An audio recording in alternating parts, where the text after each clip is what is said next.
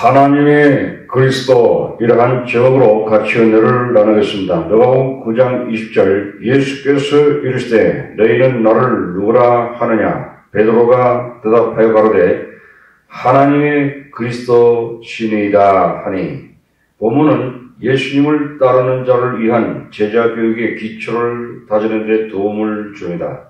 식물이 건강하고 강하게 성장하려면 뿌리를 좋은 땅에 내려야 하는 것입니다.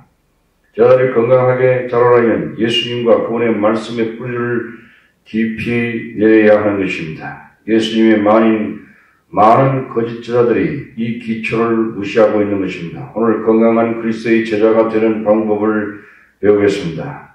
본문은 베드로의 신앙 고백과 그리스도의 사역과 제자 교육의 필수 요건 등을 살펴보겠습니다. 첫째, 하나님의 그리스도입니다.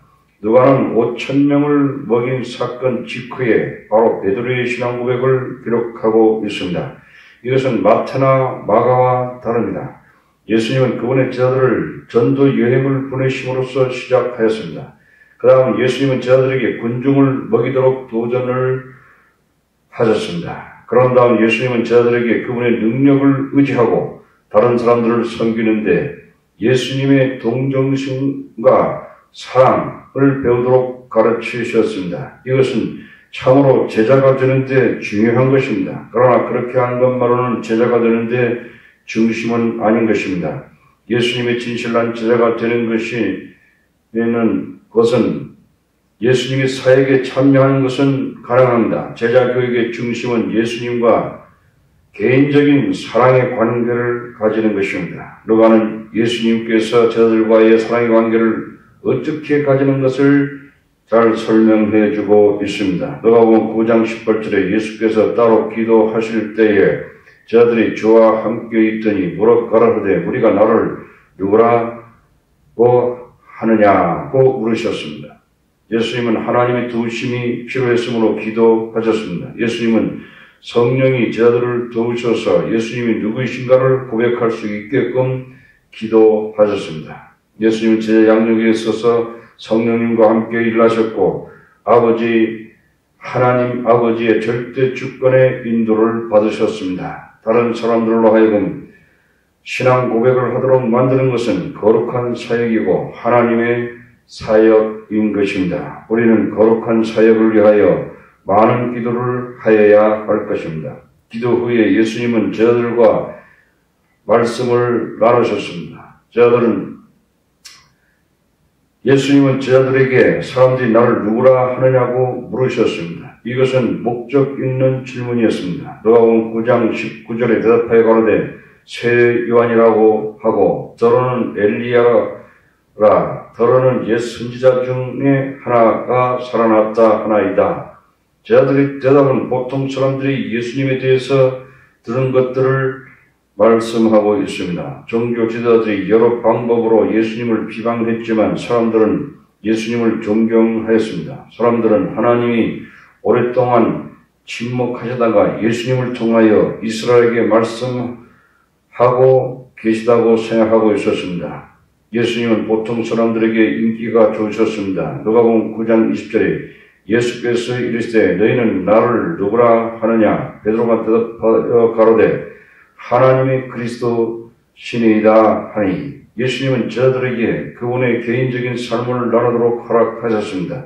예수님은 제자들로 하여금 그분의 기적을 베푸시는 데 동참하게 하셨습니다. 예수님은 제자들에게 개인적으로 신앙 고백을 하도록 도우셨습니다. 예수님은 제자들에게 공적으로 고백하기를 원하셨습니다. 이런 고백을 하려면 큰 확신의 용기가 필요합니다. 베드로가 하나님의 그리스도이라고 고백하였습니다. 그것은 옳은 대답이었습니다. 그 대답은 예수님께서 듣고 싶어하는 대답이었습니다. 그 고백은 천사의 고백과 일치하는 것이었습니다.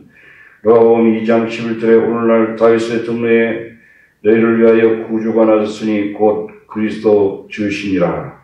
그리스도는 그리스어이고 같은 말 메시아는 히브리어인데 뜻은 기름 부음을 받은 자인 것입니다. 구약에서는 특별한 사람들에게 하나님에 의해서 성령으로 기름 부음을 받았습니다. 기름 부으심은 압제당하는 하나님의 백성들을 해방시키는 지혜와 능력의 원천이 되었습니다.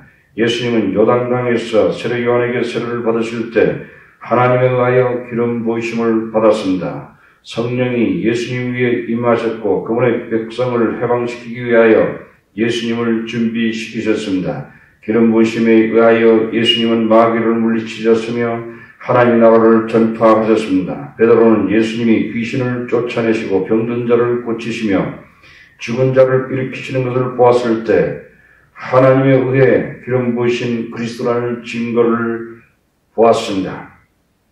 하나님이 기름 부으신 그리스도가 오심에 대해서는 구약에 잘 말씀해주고 있습니다. 예수님은 여인의 자손으로서 사탄의 머리를 부술 것이라고 말씀하셨습니다. 창세기 3장 15절에 내가 너로 여자와 원수가 되게 하고 너의 후손도 여자의 후손과 원수가 되게 하리니 여자의 후손은 내 머리를 상하게 할 것이요 너는 그의 발꿈치를 상하게 할 것이니라 하시고 예수님은 여자의 자손이시고 또한 그분은 전 세계를 축복하실 아브라함의 자손인 것입니다. 갈라디아서 3장 16절에 이 약속들은 아브라함과 그 자손에게 말씀하신 것인데 여럿을 가리켜 그 자손들이라 하지 아니하시고 오직 하나를 가리켜 내 자손이라 하셨으니 곧 그리스도라.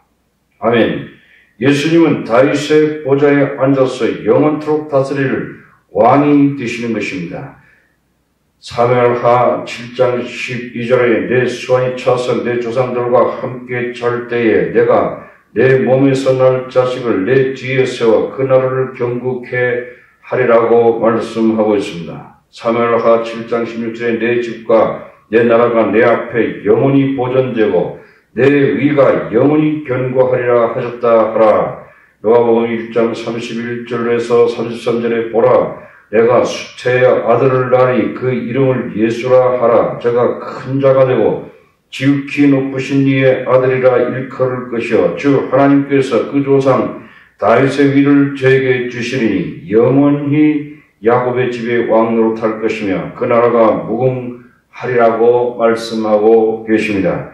이사야 9장 6절에 이는 한 아기가 우리에게 낳고 한 아들을 우리에게 주신 바 되었는데 그 어깨는 정사를 메었고 그 이름은 기묘자라 모사라 전능하신 하나님이라 영존하시는 아버지라 평강의 왕이라 할 것임이니라. 아멘.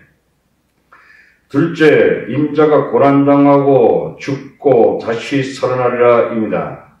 요한복음 9장 22절에 가라사대 인자가 많은 고난을 받고 장로들과 대제사장들과 서기관들에게 버림받아 죽임을 당하고 제3일에 살아나야 하리라 하시고 베드로의 신앙 고백은 옳고 진실된 것이었습니다. 바로 그의 제자들에게 아무에게도 말하지 말으라고 엄히 경계하셨습니다. 왜 그렇습니까? 우선 제자들의 신앙 고백의 내용은 먼저 알기를 원하셨습니다. 이 시점에서 제자들은 이해를 하지 못했습니다. 이스라엘에서는 메시아가 로마의 지배하에서 해방되어 나라로서 이스라엘의 영광과 능력을 회복해 주기를 원했습니다. 예수님은 또한 자신을 인자라고 하셨습니다. 예수님은 자신을 인자로서 언급하고 있습니다. 다니엘서 7장 13절에서 14절에 내가 또 밤 이상 중에 보았는데 인자 같은 이가 하늘 구름을 타고 와서 옛적부터 항상 계신 자에게 나와 그 앞에 인도되매 그에게 권세와 영광과 나라를 주고 모든 백성과 나라들과 각 방언하는 자로 그를 섬기게 하였으니 그 권세는 영원한 권세라 옮기지 아니할 것이요 그 나라는 패하지 아니할 것이니라고 말씀하고 계십니다. 예수님께서 인자가 되시면 Son of Man, 사람의 아들, 인자가 되시면 세상에서 권세 있는 자들이 권력을 쥐는 것과 다른 것입니다. 세상 사람들은 권력과 영광을 위해서 추종자들을 희생시킵니다. 그러나 예수님은 자신이 희생하셨습니다. 예수님은 고난당하시고 거절당하시고 죽으셨습니다. 그것은 믿는 자들을 구원하시기 위한 것입니다. 우리의 진정한 적은 환경이나 상황이나 조직이나 어려움이 아닙니다. 우리의 진짜 적과 원수는 죄와 죽음과 마귀입니다. 아멘.